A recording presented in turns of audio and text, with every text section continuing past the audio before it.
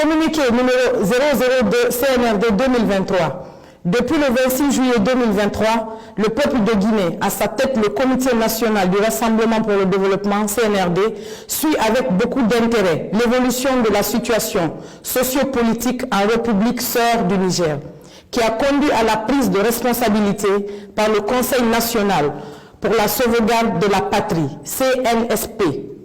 Les autorités guinéennes rendent un hommage aux braves populations du Niger pour leur sens élevé de patriotisme et saluent l'esprit républicain et la maturité des forces de défense et de sécurité qui ont privilégié l'intérêt supérieur de leur nation en choisissant de se réunir pour trouver ensemble des solutions aux problèmes nigériens.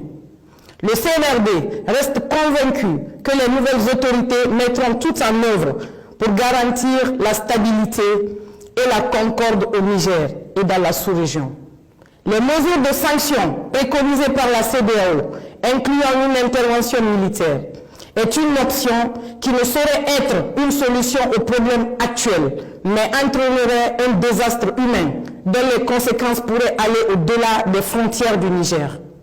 De ce fait, le CNRD s'abstient d'appliquer ces sanctions illégitimes et inhumaines contre le peuple frère et les autorités nigériennes et exhorte la CEDEAO à revenir à de meilleurs sentiments. La République de Guinée réaffirme par ce communiqué sa vision panafricaniste en apportant sa solidarité à la population nigérienne et en invitant les nouvelles autorités du CNSP à préserver l'unité et la cohésion nationale. Le CNRD souligne qu'une intervention militaire contre le Niger entraînerait de facto la dislocation de la CEDEAO.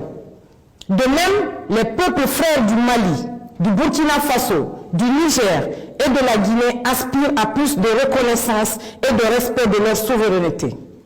Par ailleurs, le CNRD tient à préciser que les sanctions prises et les menaces proférées lors du sommet du 30 juillet 2023 n'engagent nullement la République de Guinée. Au moment où les jeunes populations de l'espace CEDEAO vivent un drame humain en Tunisie et dans la Méditerranée, la préoccupation des dirigeants de la sous-région devrait être plutôt orientée vers les enjeux stratégiques, socio-économiques pour l'atteinte de leurs aspirations que de se pencher sur le sort des présidents déchus.